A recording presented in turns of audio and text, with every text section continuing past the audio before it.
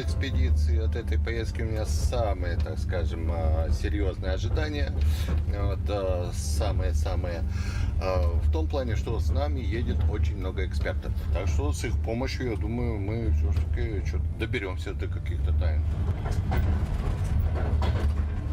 Когда проводится осмотр места происшествий, это всегда работает следственная группа, которая включает в себя помимо следователя, судебно-медицинского эксперта и следователя-криминалиста. Удивительно, что не было эксперта на месте происшествия тогда, в то время, когда была возможность прямая, непосредственно уже объективно мы максимально тщательно все это провести. Ваша задача какая? Что вы планируете? Моя задача – это помочь следствию в объяснении механизма повреждения.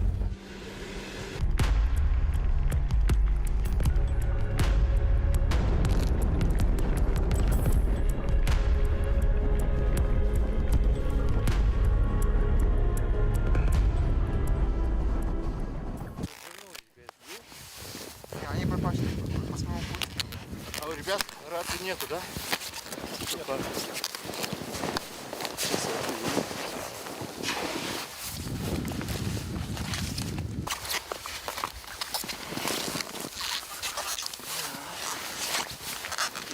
Нет. И куда торопить пойдете? Без понятия. Если он высокий, то его должно быть видно. Николай, а вы были уже у этого кедра? Вы знаете, куда идти?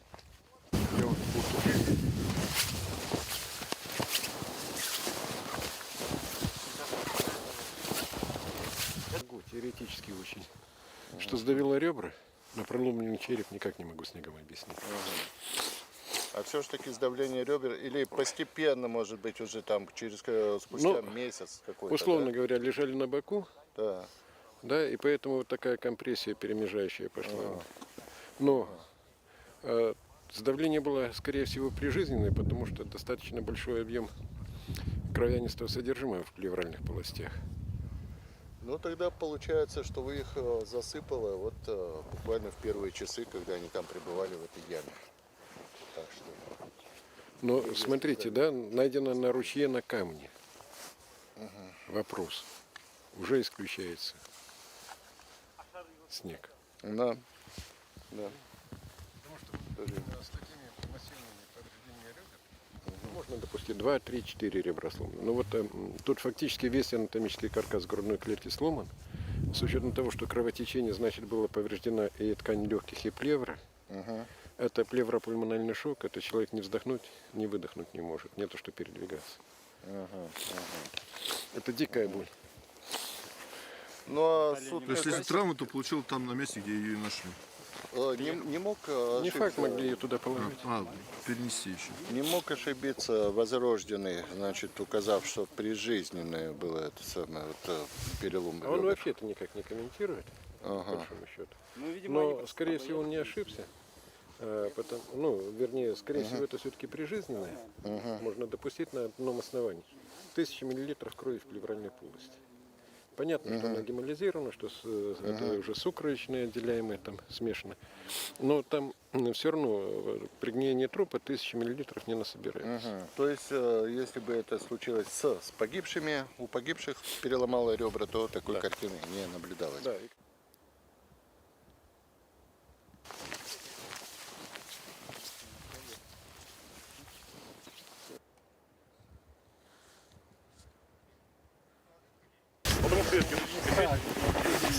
Нет, мы не знаем. Где вторая, где был настил? А можно мне вашу работу снять с России-24? Как вы... Работу снимать можно. То есть у нас мы до конца проверки комментарии не даем, а работу, пожалуйста. Ну, я специально приехал, Да, чтобы конечно, снять, что на месте конечно. проводится кедр. Нам необходимо поставить кедр на дать координату кедру, поставить его на кадастровый учет, скажем так, если совсем просто. Вот.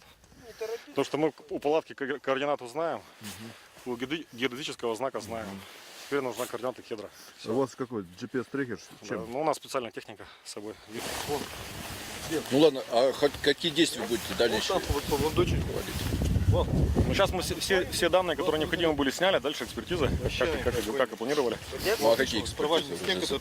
Ну, то есть первая это вот глицолог у вас работает, вторая это 3D-модель, на которую будет наложена погода. Ну, у нас вот еще судмедэкспертиза. Да, судебно-медицинскую, но мы контакты обменяемся. Нет, Палатки каждый свое дело отработал по полной.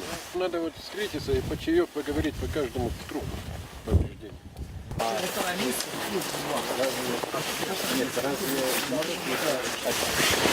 Удивительно, что возрожденный вот этому Слободину, да, перелом костей свода и основания черепа, многооскольчатый.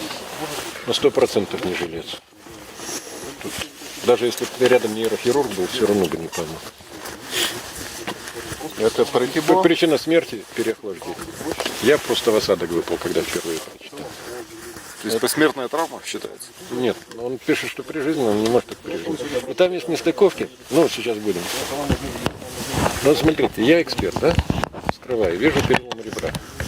Мне надо определить, при жизни либо посмертно. Я на гистол, мне гистолог пишет, кровоизлияние, мягкие ткани, там, т.т. Я пишу, ну, 1000 раз читали такую фишку. Дальше у него ребра все целые, ну, пишет там, сейчас я не там по фамилиям всех не помню. Акт заключения гистологического прикладывается, мягкие ткани из области перелома ребра. Нафига он брал ребро, если там оно не было сломано? Ну, где логика? Я что, все ребра подряд буду брать? Ну. Значит, он что-то увидел сломанное, отправил гистологу. Гистолог написал, а он у себя это убрал. Только так. Или гистолог перепутал. Два варианта. Третьего не дано. Мы добрались до места, где было найдено тело Зины Колмогоровой. Место относительно ровное, прекрасно виден лагерь каких-то предметов, о которых можно споткнуться, камней, о которых можно разбиться, здесь нету. У нее не было повреждений, которые были несовместимы с жизнью, которые сами по себе могли обусловить наступление ее смерти. Она погибла по направлению головой вперед, до конца, пытаясь добраться до лагеря. И даже ее поза, это была поза идущего человека, не сдающегося, даже в своей смерти. Мы подходим к месту обнаружения трупа Слободина. Одна из самых загадочных смертей. При судебном медицинском исследовании у Слободина нашли вдавленный многоскольчатый перелом черепа. Способность к самостоятельному перемещению человека исключается. Продолжительность жизни после такой травмы может варьировать в пределах от нескольких минут до нескольких десятков минут. Как человек с такими повреждениями мог пройти такое расстояние? Да, вполне логично и объяснимо было бы, если бы это тело обнаружили там, на гряде, где множественные каменные валуны. Сам он с такими повреждениями сюда прийти не мог. Значит, его чем-то ударили. Мы подходим к месту, где было обнаружено тело руководителя экспедиции, самого опытного из всех, Игоря Дятлова. На теле не было практически повреждений, которые можно было бы сказать, что это послужили причиной смерти. На руках в области пястно-фаланговых суставов у него были ссадины. Есть версия, что это образовалось при падении на снег от ударов. Однако посмотрим. Вот если я сожму руку и ударю, рука проходит, и повреждения неизбежно тогда должны быть и на тыльной поверхности кисти. А вот такая локализация только в проекции пястно-фаланговых суставов говорит, что он ударял руками.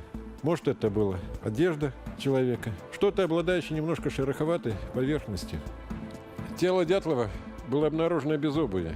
На голеностопном суставе, фактически циркулярно охватывая его, были кровопотеки и вдавленные ссадины. Связывали его, и он каким-то чудом развязался и стал убегать. Если до поездки на перевал можно было допустить, что в процессе перемещения не падали, ударялись о камни, то, как мы видим, здесь нету предметов, которые могли бы нанести такие повреждения. Поэтому и все больше начинаю склоняться к версии, что группу Дятлова преследовали какие-то люди, и именно люди нанесли травму. Давайте оговоримся сразу. Ничем не подкреплено предположение о том, что это происходило ночью. Днем Нету никаких оснований, нет. Минус, нет есть никаких минус. оснований говорить о том, что это Ветер произошло есть ночью. ветер. С равным условием это могло быть Снег как и есть ночью, снег. так и утром. Потому что выводы о том, что это произошло в такое-то время, делаются исключительно на основании экспертного утверждения, которое это определял утро по еще холоднее перемещению зимой. желудочного содержимого. Однако этот метод крайне ненадежный, и он не может давать достоверных результатов. Поэтому нельзя говорить с большой уверенностью, что это было ночью. Когда я присутствовал на прошлой передаче и услышал эту версию про психоактивные вещества, если честно, я внутри так очень сильно улыбнулся. Но когда я прибыл на перевал и посмотрел весь этот путь, я понял, что в здравом уме и не в стрессовой ситуации его преодолеть никто не решится и не станет. Поэтому какое-то измененное сознание, либо в результате какого-то стрессового суперфактора, да, либо действия психоактивных веществ можно допустить, что-то было.